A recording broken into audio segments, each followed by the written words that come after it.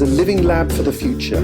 People come here from all over the world and exchange their research and ideas. Yes And is a way to share their inspiring stories so that we can build a more awakened world together.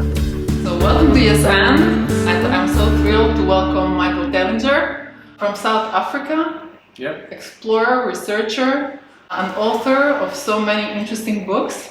So tell us a bit about yourself and how come you ended up researching these interesting aspects. Well, thank you very much, and it's lovely being here in Damanhur, coming to experience this amazing place that's been built up over 4.5 decades. I've heard so much about Damanhur, and it's great to be here and actually meet the people and see the energy and the amazing achievements here. The temple blew my mind, absolutely blew my mind. I did not expect that at all, so that was a huge surprise. And much more, obviously, but I guess I was brought here because I'm an explorer. I'm an inquisitive mind since childhood, like most people that end up doing what I do, like Samira's Managic and many others. And I've been exploring the vanished civilizations of Southern Africa and the connections between the Anunnaki and the ancient gold mining and what I now call the vanished civilizations of South Africa. And somehow I was thrown right into the center, and I was blessed with being given all the tools and the eyes to see what everyone else before me did not see. So I guess in many ways I discovered or rediscovered this ancient civilization that's gone missing. The millions of ancient ruins in South Africa that has blown my mind and everybody else. And it turns out that Southern Africa, South Africa and Zimbabwe, is now the home to the largest concentration of ancient ruins anywhere on Earth, because there are more than 10 million ancient ruins all clustered together. How did it happen? How did you discover it? Well, it's always been there. It's just everyone has ignored it. Archaeologists aren't trained in more than just digging up stuff, really. They don't have a broader knowledge of astronomy or even geology or sound and resonance and science and chemistry and physics. So they can't put too many things together if they see it. So if I find a Taurus stone, I'll immediately know that I'm dealing with something that creates toroidal fields. Our archaeologists have for 200 years been calling them weights for digging sticks. And unfortunately, this has been showing the ignorance of how our education system trains us to not really see what's right in front of us. So I was blessed to have enough knowledge and background in sound, music, knowledge of cymatics, physics, and so forth, to recognize that these stone structures are much more than just dwellings for cows or people. So the discovery was really that the stone circles in South Africa are powerful energy generating devices. Each stone circle is an amplification device for the sound frequencies of the earth, and there are millions of them. You ran measurements as well. Oh, we ran measurements.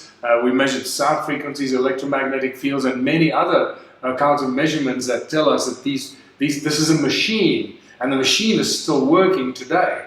Just because they're broken and badly destroyed, and they've been inhabited by people and tribes that use many of the stone circles and turn them into their villages. So yes, people did live there, but the original architects did build them without any doors and entrances, because originally they were not dwellings for people or cows. They were built as a machine. So we have millions of these stone circles all connected to each other by these channels that share the energy. And at the heart of it all, there's a place called Adam's Calendar, which was rediscovered in 2003 by a wonderful guy called Johann Heine, who could see it from the air and realized that's not just a few stones standing there. And when he came back and started to measure it, he realized it was aligned with the cardinal points, the solstices and the equinoxes. And then I came along 3 or 4 years later and started to realize that this Adam's Calendar is a lot more than just a calendar. So we have now in South Africa and Zimbabwe, and Great Zimbabwe, by the way, the ruins of Great Zimbabwe is part of this ancient civilization. We now have in South Africa the largest concentration of stone ruins anywhere on Earth. We have the oldest working megalithic sun calendar on Earth, which is Adam's calendar. And we have this connection between the Anunnaki and this giant machine that they left behind, and the evidence of the ancient gold mining and thousands of ancient gold mines left behind by the Anunnaki. And how do you, after all these discoveries and this alternative view now on the history of humankind, what is your mission right now? What do you want to create in the world, and what do you want to bring in the world by sharing this knowledge? Well, my mission is simple. I'm obviously continuing sharing this information because it's important to get closer and closer to the truth of our world and our history of humankind, because as you know by now, everything we've been told is a lie. So we've got to really go back and start rediscovering the pieces of the puzzle. And I'm fortunate enough that I've got quite a few pieces of the puzzle that point towards the creation of humanity, the cloning of the human race, the Anunnaki activity in Southern Africa, and so much more. And also the technology. In my museum, I have thousands of tools and artifacts that were probably held and used by the Anunnaki themselves. Tools and artifacts that generate incredible amounts of energy and focus the energy. So this also gives us a very clear indication that they had a very astute knowledge of the laws of nature, and they knew how to simply use the sound around us and the resonance around us into focused energy forms and Caesar technology, which is different and far more powerful than laser technology.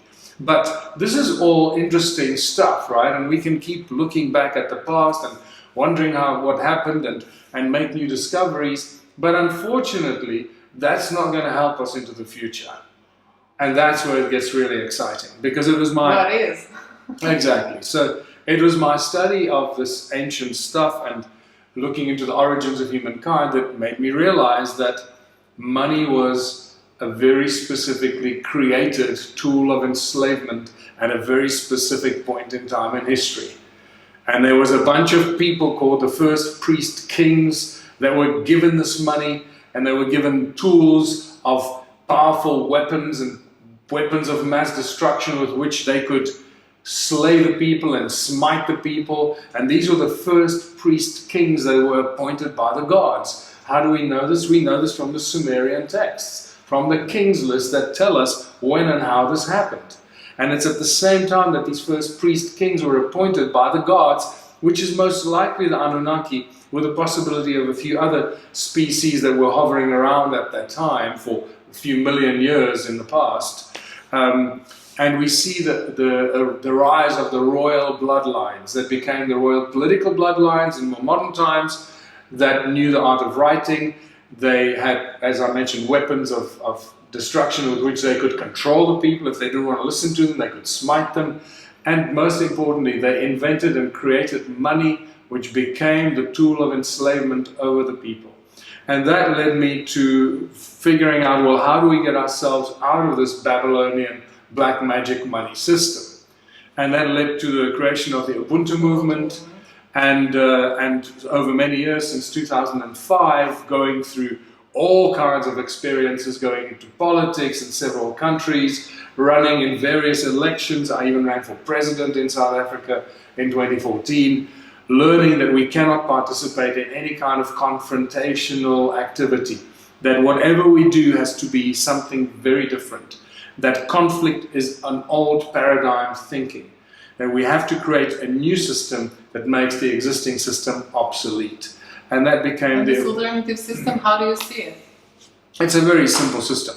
It's basically creating a new society using the tools of enslavement as tools of liberation. And this took me 13 years to figure out. So it didn't happen very quickly. I had to go through the pain of trying to fight the system, trying to constantly fight and destroy the system so we can build something new. And I realized, hold on, that's just going to create more violence and conflict. Stop trying to destroy the existing system. Just use the energy that they throw at us, just like in martial arts, in Tai Chi. You take the energy that they're throwing at you and take that energy and use it in our favor. So when I say we're using the tools of enslavement as tools of liberation, I mean we're using money itself. so that we create communities that are incredibly wealthy by using the greed of capitalism, the attraction to investors to invest money in our community because they see our community as a very attractive investment opportunity. Why do they see us as an investment opportunity? Because we're a community that cooperates and collaborates, that no longer works on competition. So when we build a bakery, we all are co-owners of the bakery, and we bake more bread than any other bakery anyway, and we can supply Walmart and every other shop in our country with our bread from our little community. Why? Because we choose to do so, and we can do so, because we have a community of 5,000 or 10,000 people that all work together. And if we choose to build supercomputers, then we find the people that know how to build supercomputers, and we all work together to build the best supercomputers in the world. And then the next question is, well, how many supercomputers do you think we can build in our little factory, in our one small town, right? Mm. And the answer is, as many as we choose to, because we choose to do this together. So the whole system and the plan of action has shifted to a very elegant and a very seamless and an easy solution, which we call one small town can change the world. And now that we know how simple it is, our strategy is very simple. Use existing towns and communities. Don't try and build a new community. Why start from scratch? Why put in plumbing and build houses and farms when there are tens of thousands of small towns that are lying idle? Factories are standing empty. Farms are standing idle. Warehouses are standing empty. People don't have jobs. Go to the infrastructure. Exactly. Use the infrastructure. Use the existing communities, and instead of building intentional communities, take existing communities and make them intentional. Start working together. So right now we have a very simple plan of action, a simple set of instructions to the mayor, and say, if you want to turn your town around, do the following. Boom, boom, boom, boom, boom, and the following will happen. How do we know what the result is going to be? Because we've done this in Canada. We had a trial run with a small town called North Frontenac in Canada, with a guy called Mayor Ron Higgins. And when Ron Higgins implemented this in his small town, first of all, the whole one small town strategy is based on providing our own source of electricity. So everyone in our town gets electricity for free as long as they contribute towards one of the community projects. And it's obviously, it's a very simple plan of action. I'm not going to go into the detail now. Unfortunately, Ron Higgins didn't implement the electricity in Canada, and that ultimately was the weak link. But what we do know, what we did learn from that, is that the one small town strategy becomes an incredibly attractive opportunity and attraction for conscious millionaires, people with money, because suddenly they've got a group of people that are all working together. So they know if they come to our small town, they invest into the dairy or the supercomputer factory, that they can have no competition. And suddenly they have 5,000 or 10,000 people that are all on your side to make sure that we have the best supercomputer company and the best bakery and the best food growing facilities in the world. And that just changes everything. Changes everything. Very, very simply. And it also makes our community incredibly wealthy. Because whatever we need in our community, we grow and build for ourselves. And whatever else we don't use, we sell to the outside world. And we can sell it cheaper than Walmart or anybody else. Why? Because we're doing it together. We grow the food ourselves. So when we make cornflakes, all the dried fruit or all the packaged food that is an endless supply of food, we're pretty much doing it for free because we grow the food ourselves, we package it ourselves, and we distribute it ourselves. No one can compete with our small town and what we manufacture and produce. And suddenly we become a powerful opposition to every large corporation. You can imagine, in a small town, and very briefly, the strategy for one small town is that everybody, all you need to do, and this is how incredible it is, and at first it sounds ridiculous until you do the numbers. All you need to do is contribute 3 hours a week, just 3 hours a week, to one of the community projects. The rest of the time you can do what you want. 3 hours a week. That means that you get free electricity, free food, free clothes, free computers. Everything that we make is free to those who contribute their 3 hours a week. But what it does, in a town of 10,000 people, that's 30,000 hours of free labor a week. Suddenly we've turned our little town into a powerful labor force that can compete with Chrysler, with Microsoft, with all the largest corporations in the world. And we do it with free labor. That's the key thing. So you do believe in a future based on small intentional communities, Absolutely. just as Damanhur. It's the only way forward, yes. This is why I'm here. This is why I'm here.